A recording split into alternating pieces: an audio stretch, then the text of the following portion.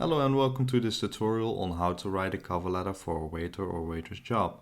In this YouTube video I will not only tell you the do's and don'ts of writing a cover letter for such a position, I will actually write an example letter on the spot.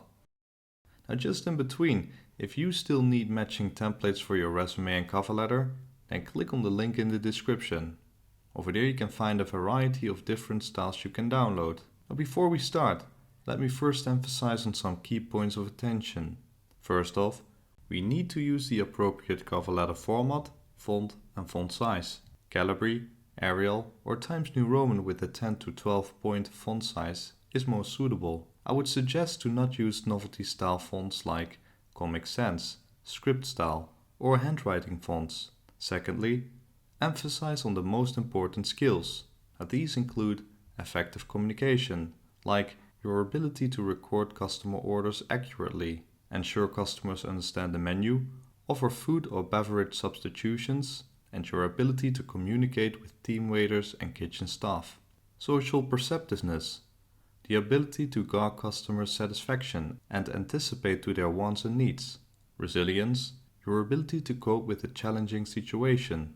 Let the reader know that you can work in a fast-paced environment, like a busy restaurant, and back it up with some examples. Other self-explanatory skills are active listener, positive attitude, problem solving, and patience. Thirdly, emphasize on your technical skills. For example, your experience with point-of-sale systems. Now, these include assigning occupants to tables, submitting and entering orders. Although point-of-sale systems vary between establishments, general knowledge is transferable between different systems. Fourthly, don't list your skills like we do in the resume. Substantiate your statements with real-life experience or work history. For example, give a demonstration of how you use these skills.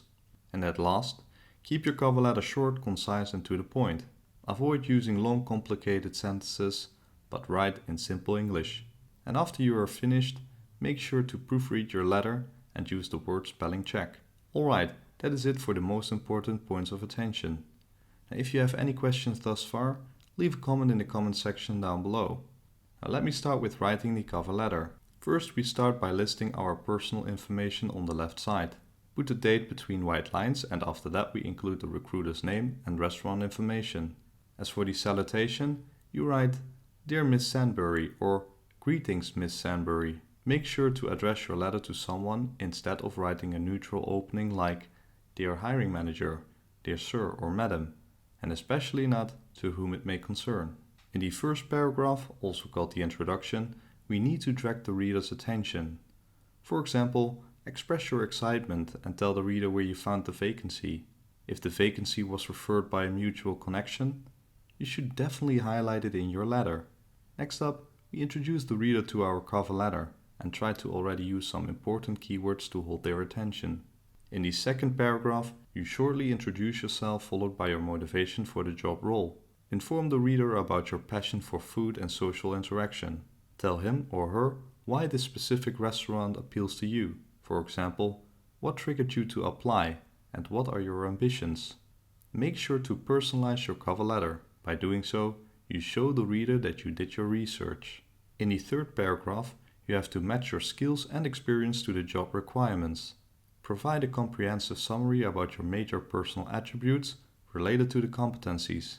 Now, do not simply summarize them, but provide context. Show some level of confidence, positivity, and social perceptiveness.